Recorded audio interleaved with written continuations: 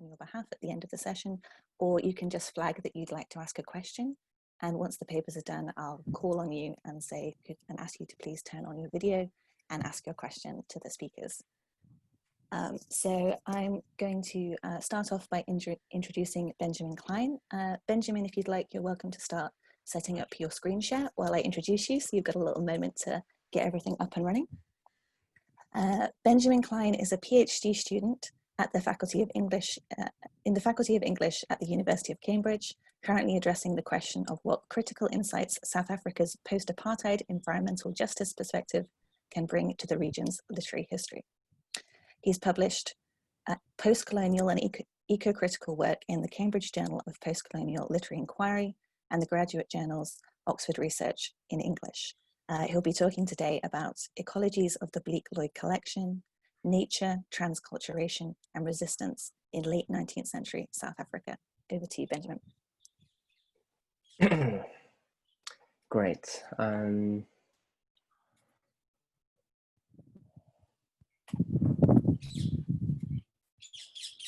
Okay, can everyone see my presentation, my PowerPoint? Yes, you and your presentation are visible. Okay, great. Hi, everyone. So our attention was drawn yesterday in Rebecca's talk on relationality as decolonial method to the indigenous Southern African San or Bushman people. So I'm delighted to have the opportunity to revert our attention back to the South African region this morning. But first, a quick note on terminology, seeing that we are entering into a politically charged domain. For a long time, the term San was preferred over Bushman, which was seen as a derogatory term. More recently, however, the term San has been traced back to its derogatory usage by Khoi groups to refer to people without cattle. And so much recent historical work has actually reverted back to Bushmen. Neither of these terms are necessarily resolved, while historians such as Andrew Bank and Sandra Swart, and even the San Council itself have endorsed the term Bushman. Historians like Mohammed Adhikari and the University of Cape Town's recently launched San and Khoi research unit refer to San and Khoi. So this is all very interesting. I use the term Bushman in keeping with recent historical research on the Bleek-Lloyd collection, about which I will be speaking this morning, although I will refer to specific linguistic groups where possible. In this case, the Zam and Kung speaking groups. And so I will begin. The Bleek-Lloyd collection of Bushman folklore, compiled by the German linguist Willem Bleek and his sister-in-law Lucy Lloyd between 1870 and 1884, represents one of the world's richest ethnographic archives, and certainly one of the most important records of indigenous oral expression on the African subcontinent. Housed in the special collections of the University of Cape Town Library, it consists of over 150 handwritten notebooks presenting the oral narratives and testimonies of 10 Zam and Kung-speaking informants through a comprehensive system of phonetic notation and translation. And over here, I've provided a digitized scan of a page from one of Willem Bleek's notebooks so that you can get a sense of the format he developed. In the left-hand column, you will see the phonetic notation that he used, drawing heavily on Lepsius's universal alphabet. And in the right-hand column, you will see the English translation. And Benjamin, could you possibly do the start slideshow so the slide's a little larger on screen? Okay. Cheers, thanks, mate. Is that better? Yes, okay, perfect, great. Thank you. Okay, great. And likewise, I've provided here images of the 10 informants that were assembled by the curators of the digital Bleek-Lloyd archive, which is available online. And what's very interesting is that the curators have used the word contributors rather than informants, which is something that will be quite central to what I will be speaking about today. The collection reflects a wealth of text, photographs, and watercolor sketches illustrating Zam and Kung relationships with animals, plants, and a world conceived as thoroughly more than human. It is precisely the collection's strong appeal to notions of ecology, relationality, and human nature entanglement that has generated a powerful ideological attractiveness to our contemporary context of environmental crisis and demands within the environmental humanities for a transformed relationship with the natural world. This is evident in recent work in the area of South African literary studies, represented by critics like Dan Wiley and Julia Martin. It's evident in the Environmental Humanities South Research Collective at the University of Cape Town, which has taken the question of Indigenous environmental knowledges seriously. And even in the recent Climate Justice Charter launched by the South African Food Sovereignty Campaign, which stipulates that, quote, indigenous knowledge has powerful resources to assist us, and it has to be retrieved, learned, and respected, end quote. This objective accords strongly with the anthropologist Eduardo Viveiros de Castro's insistence that there is value in bringing indigenous knowledges to bear on modern sensibilities, if only to destabilize and problematize modern polarities through seemingly, quote, unnatural interpretations and unexpected rearrangements, end quote, for example, of the relationship between nature and culture. All of this occasioned my own reflection on the value of the Bleek-Lloyd collection to contemporary concerns with the environment and environmental history from the perspective of the decolonizing present in South Africa. Yet the more I read about the wider history, production, and reception of the collection, the more I became drawn to the ways retrieving, learning, and respecting, to use the words of the Climate Justice Charter, have been synonymous with a long history of appropriation and specifically romanticization in the eyes of Western scholars.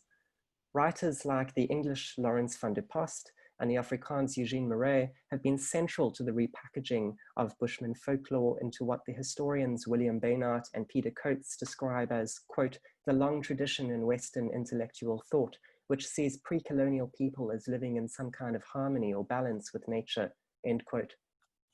The idea of retrieval also brought me into direct encounter with what the historian Andrew Bank describes as a garden myth that has long obscured the collection, one that is directly connected to the misreporting of the events that took place in Willem Blake's colonial household in Mowbray, where the testimonies of the informants, prisoners transferred from Cape Town's breakwater prison, were gathered.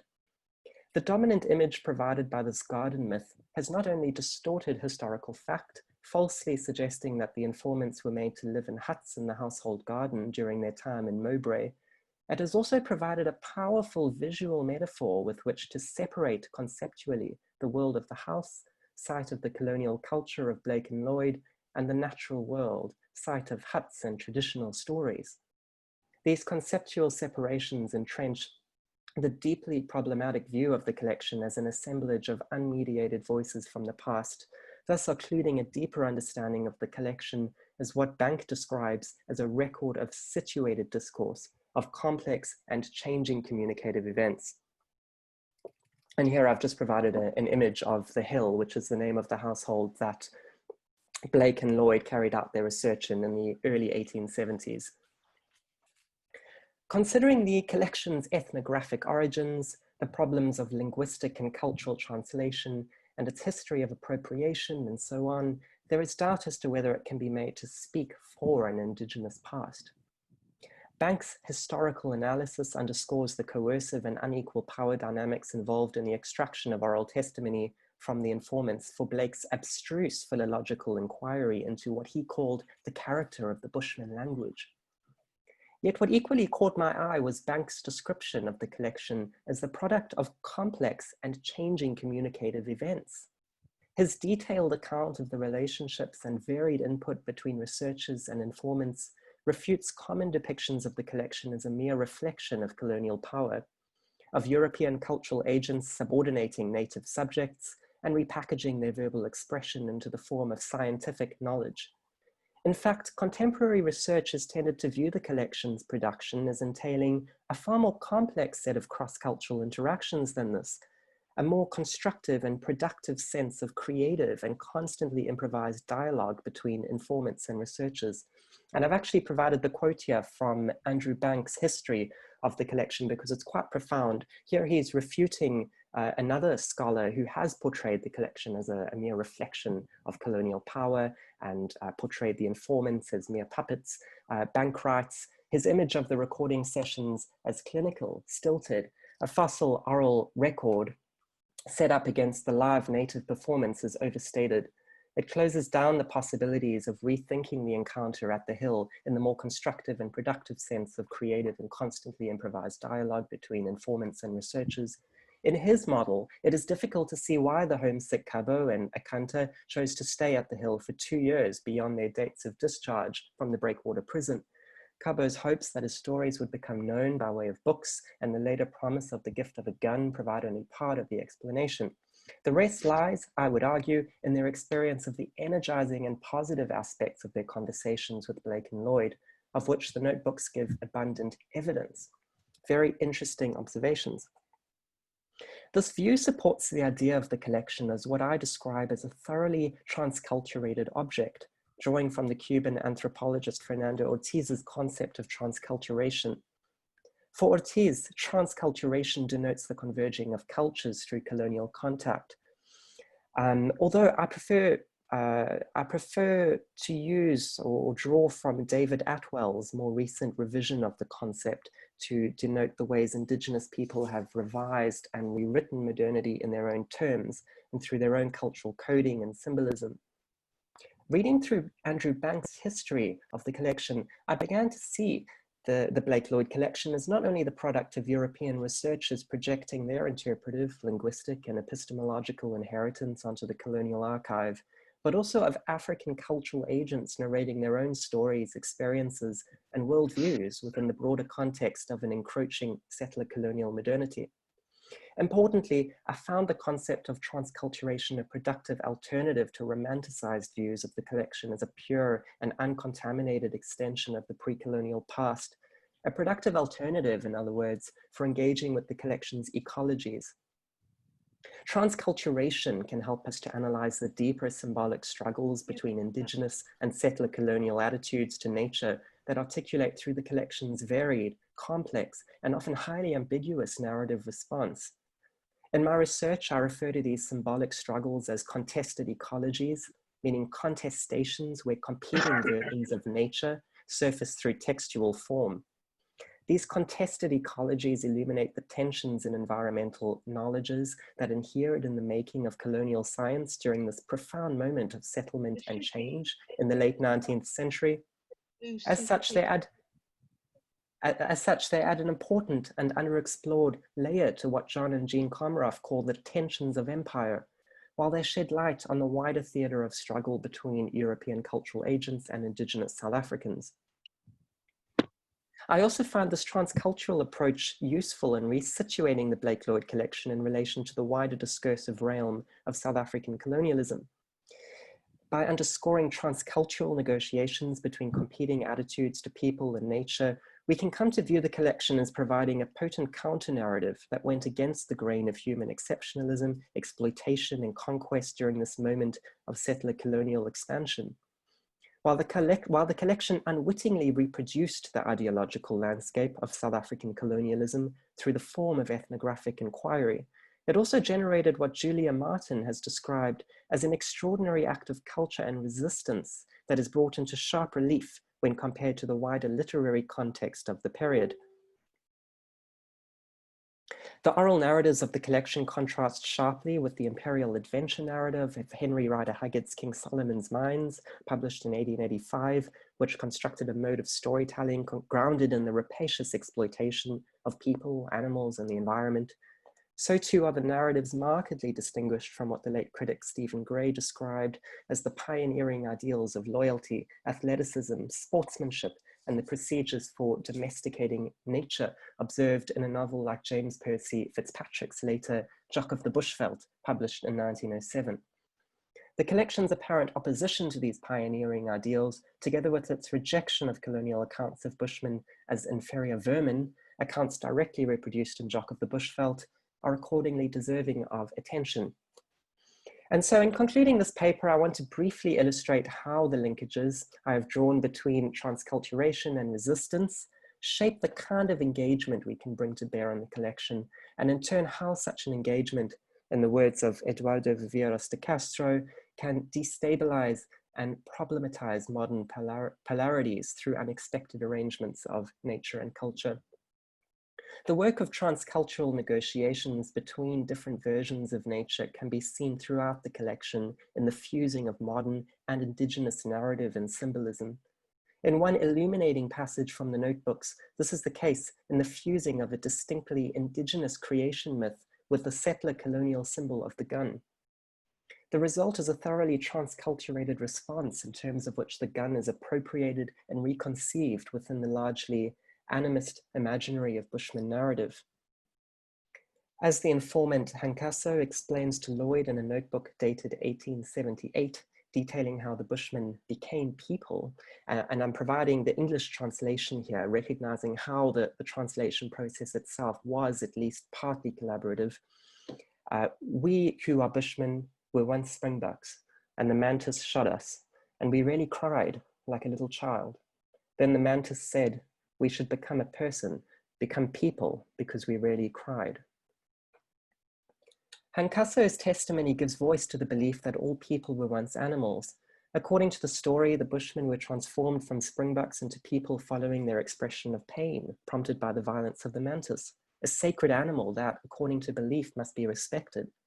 What is compelling in this passage is not only how it is the act of shooting, a choice of word reflecting the modern technological context of the day that is constitutive of the violence that prompts the Bushmen's transformation into people.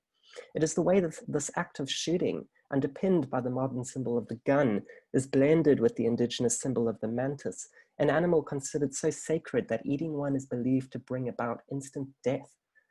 The question recalled by this passage is how such a sacred animal could be symbolically reconciled with an instrument responsible for bringing about not only an immense suffering on the part of the Bushmen throughout the 19th century, but also a total transformation of Bushman society and its relationship to land, animals, and other people within the settler colonial context.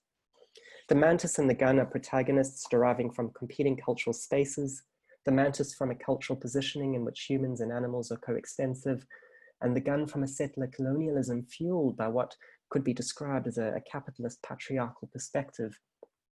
Yet it is precisely through transcultural processes that these competing ideas and technologies can meet and interact. It is the elastic purview of the Bushman worldview, which I approach through what the late critic Harry Garuba would have called the animist unconscious, that occasions Hankaso's distinctive appropriation of the gun through the form of oral narrative, allowing him to renegotiate its meaning and symbolism through the relational paradigms of his own intellectual heritage. This renegotiation underpins the contested ecologies that powerfully shape the narrative material of the collection. It also introduces a highly varied and complex textual response to colonial modernity that was to become increasingly politicized in the history of Black South African letters, as David Atwell has powerfully illustrated in his book, Rewriting Modernity. And I'll leave it there. Thank you very much.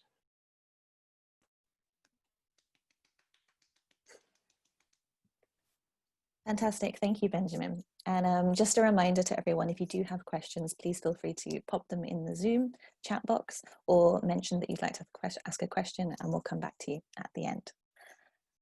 Next up, I'd like to introduce Megan Kuster. Please feel free to start doing the technological screen sharing if you wish, Megan. Megan Kuster is currently a European Research Council postdoctoral fellow on the South End project, which is led by Portia Fermanis at the University at College Dublin in Ireland. Her research interests are in Romanticism, Victorian literature, the relations between empire, environment, science, and literature in the 19th century, and post-colonial eco-criticism. Over to you, Megan.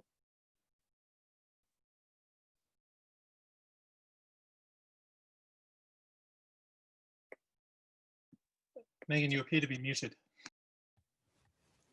Yeah, thanks. Hi, I was just finding that unmute button. Thank you. Hi, everyone. Thank you to the conveners. Congratulations to David on the launch of the center. And it's great to be on this panel. Thank you for that fantastic paper, Benjamin. So on 20th January 1842, the dual botanical missionary expedition led by Church Missionary Society printer William Colenso was making its way on foot from the hill of Te Wairere to the Pa of Tapiri through the interior of colonial New Zealand's North Island. In this final leg of a strenuous 3-month journey, the last stages were proving to be the most arduous. It is at this point in his bush notes that Colenso records his most detailed impressions of Abraham, an Indigenous man who had been traveling with the expedition, helping to deliver sermons since it left the Bay of Islands in November 1841. Noting Abraham's skills as a negotiator and navigator, Colenso recorded, quote, "In passing over the road, Abraham showed me the spot where, when a child, he was seized by the Napuhe tribe. The present was the first time of his passing the spot since his capture." This episode, a strikingly vivid and personal account of an Indigenous life story, is entirely omitted from the published version of the expedition, which appeared in the 3rd volume of the London Journal of Botany in 1844.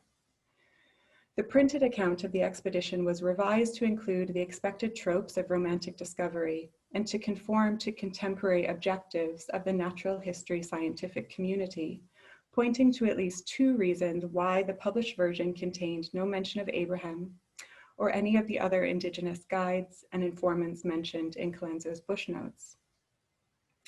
In exploring the absent presences of Indigenous lives in the Colonial Natural History Archive, my paper explores themes of knowledge production and the use value of labor. I ask, whose production of natural history knowledge is approved, reproduced, and recorded in Colenso's archive? For what purpose and in what format? And what are the different valuations or hierarchical gradations of labor that emerge in Colenso's various accounts, published and unpublished, of that expedition? As a non-Indigenous scholar, I'm learning from work in critical Indigenous studies that has traced Indigenous travelers' responses to imperial projects, including here the work of Tracy Benny-Vanua-Marr and Lynette Russell, as well as histories of Anglo-colonialism that have elaborated the networks of imperial science. So here specifically working with scholars, the work of scholars including Tiffany Shalem, Shino Konishi, Maria Nugent, and Felix Driver. Conceiving of natural history expeditions as collaborative but uneven projects emboldens the key methodological issue of our archival integrity and interpretation, and foregrounds the problem of how the colonial archive's inherent bias is made manifest through its subordination of Indigenous knowledge to Western knowledge.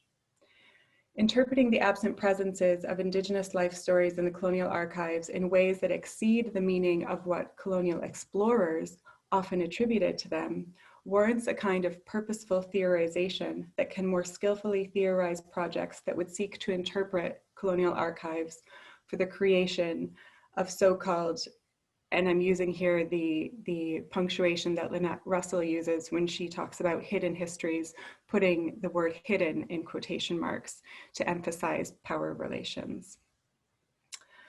So I aim to present a reading of Indigenous labor in the Colonial Natural History Archive as a mode of recontextualization that may contribute to more fully Indigenous-centered projects led by present-day Indigenous communities aimed at decolonizing natural history museums and botanical gardens.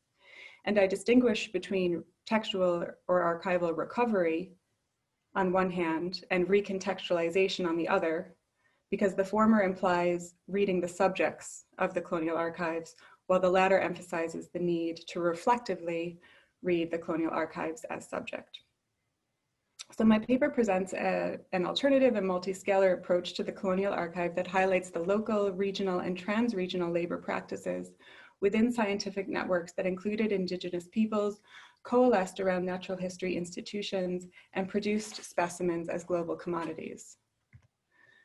Colenso's archive is unexceptional in its ordinariness, comprised mainly of sources documenting the daily activities of the Church Missionary Society. The archive's thin citation of unnamed and unattributed Indigenous labor largely conforms to the shadowy citation practices of 19th century British exploration narratives, building up a patchy impression of Colenso's sustained and shifting contact with Indigenous groups during his 65 years in colonial New Zealand. Named and unnamed guides, baggage bearers, trainees, and informants appear regularly, if fleetingly, throughout Colenso's bush notes, but then disappear in his published writings, often in ways that reveal European ideas about the aesthetics of discovery and the economics of natural history collecting, connecting Colenso as a resident New Zealand botanist to local Indigenous informants across colonial Australasia and to networks of scientists in the imperial metropole.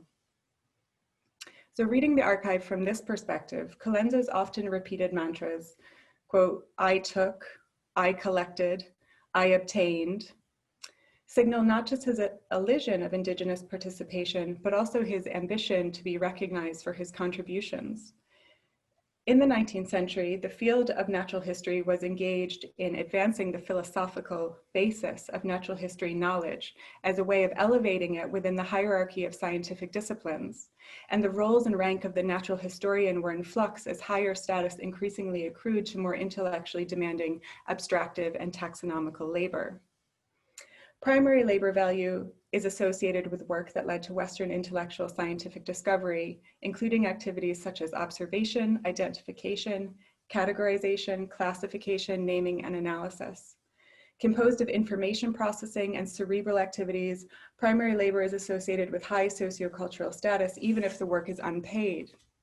By contrast, secondary labor included all the embodied knowledge and physical work that needed to happen to move specimens from the place of quote-unquote discovery to elsewhere.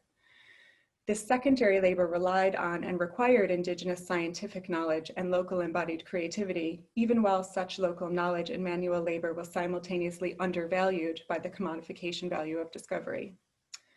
The largely unpaid labor of the resident colonial collector, such as Colenso, moved between these primary and secondary values. Recognition by metropolitan scientists depended on the colonial collector's ability to access the scientific instruments, to traverse cultures, thrive within diverse networks, make careful observations, and keep accurate records of where plants were found to assist the philosophical development of ideas about geographical distribution. Importantly, resident collectors had the advantage of being in situ, adding a distinct layer of value to their work for scientists who wanted to understand distribution at a planetary scale. Philosophical botanists may have considered collecting to be a form of secondary labor, and unpaid collectors, who were the majority of collectors like Colenso, diligently developed their skills in observation and classification, perhaps hoping to be recognized through lower status forms of primary labor. The labor value commodity chains of global natural history cast peripheral manual labor as secondary compared to metropolitan intellectual labor. That Colenso's citational politics changes in relation to these macro and meso level expressions of differentiated labor is evident when comparing two different textual versions of his 3-month expedition from November 1841 to February 1842. Colenso's expedition journals were semi-private, semi-public documents, as he extracted from them to produce both annual reports for the CMS and scientific publications on topics ranging from ferns and moa bones to shells and tide lore. So a comparison of Colenso's 1841-1842 bush journals with his 1844 published article for the London Journal of Botany reveals, I suggest, a global commodity chain of natural history specimens and the local extraction of Indigenous labor that was used to produce these specimens. Fragments from the Bush Journal indicate that the price of Indigenous labor was not fixed and that Indigenous rejection of unsuitable payment was common. Colenso mentioned on January 1842 that he, quote, distributed some books paying baggage barriers with same, much to their satisfaction. And indeed, the Bush Journal repeatedly shows that Colenso's preferred currency was payment in books to his Indigenous collectors. For example, on 13th December, Colenso reported paying with religious books both porters and an elder who had accompanied the expedition for 3 weeks.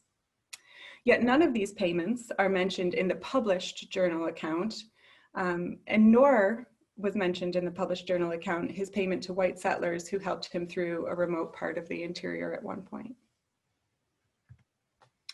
So while the less official archival sources contain traces of the extraction of local labor, the official published sources reveal the global links of the natural history specimen as commodity.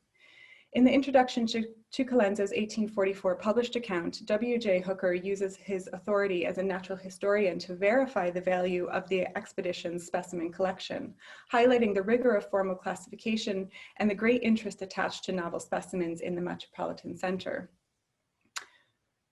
Hooker wrote in that introduction, several of these have proved new, others require investigation, and a comparison with specimens already existing in our own and other herbarium, a work of much time, and I am unwilling to withhold the journal from the public till such period as these plants could be named with accuracy.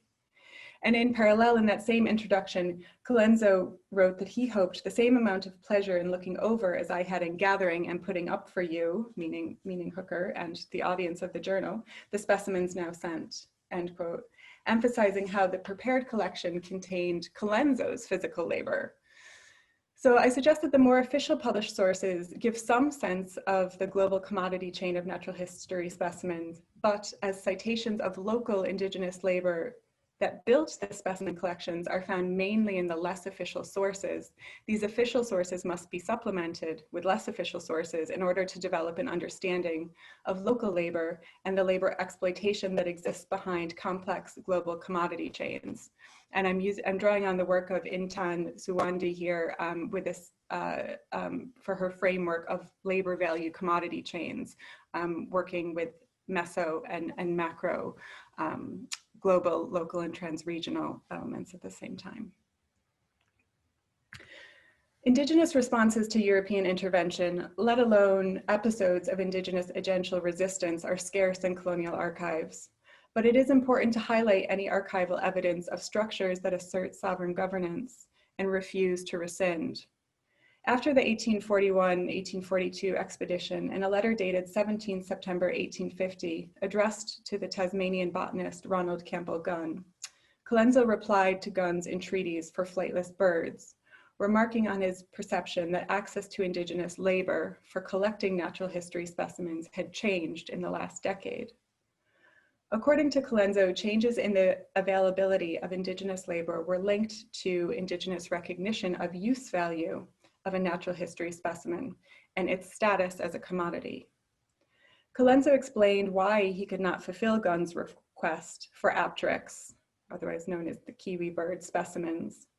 Colenso wrote, quote, this is the first quote, the bolded section. The fact is the younger natives do not know how to take them, and the elder ones, having but few wants and these fully supplied, do not care to do so.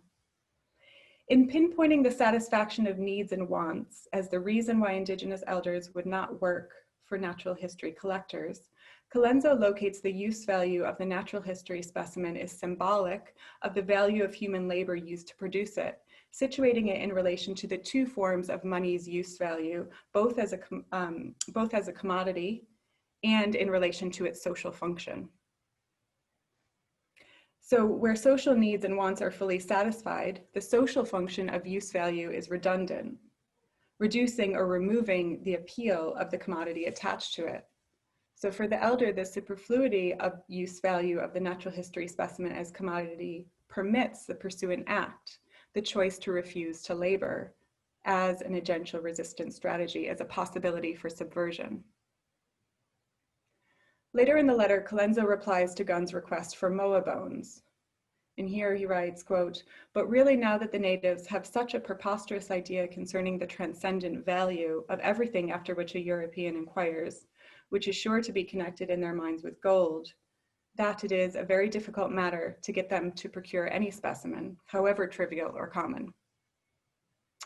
Colenso's temporal reference suggests a prior time of relative ease in extracting Indigenous labor, emphasizing a link between present difficulty in exploiting Indigenous labor and Indigenous resistance based in a recognition of commodified value. Locating gold at the crux of Indigenous understandings of commodity value, Colenso's ironic criticism that gold distorted Indigenous understandings of value reveals his understanding of the use value of the commonplace natural history specimen, nominally worth, as Colenso wrote in his 1841-42 Bush Journal, payment in Bibles, or in truly exceptional instances, payment in tobacco.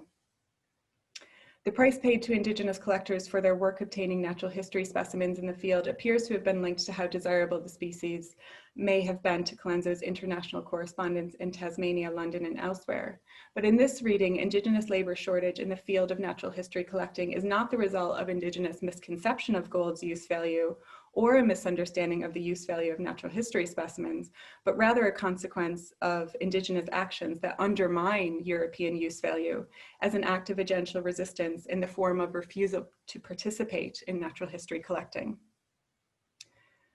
Global commodity chains and the use value of natural history specimens, I suggest, provides a way of reading Indigenous traces in the colonial archive, adding to understandings of the material practices of natural history some sense of how Indigenous people responded to coercions for assistance by European collectors. Despite the biases of the colonial archive, I'm seeking to demonstrate that it is possible to uncover traces of Indigenous intermediaries who at times respond to the commodity value of the natural history specimen in ways that undermine the differentiated labor economy of natural history collecting. Tracy Benoit-Mar's illumination of a shadow archive as a way of contingently reading the unknown extent of the mobile Indigenous network of subaltern travelers that persisted alongside imperial networks is helpful here. And the key point, as I've suggested earlier, is that distinguishing between the published accounts as an official source and the Bush Journal as a less official source reveals how in critical readings of the colonial archive, official sources need to be supplemented with less official ones, because it is in these less official sources that are contained traces of complex networks of agency, resistance, and autonomy. In the context of 19th century imperial science, the true scale of interaction between Indigenous knowledge brokers and colonial collectors may never be fully known. But uncovering traces of how colonial science used, categorized, and surveilled Indigenous knowledge has potential implications for present-day institutions, including natural history museums and botanical gardens, whose foundations were forged through colonial practices and knowledge production. One response to contemporary calls to decolonize institutions might, for example, include institutional engagement with Indigenous-led projects aimed at the recreation of colonial archives.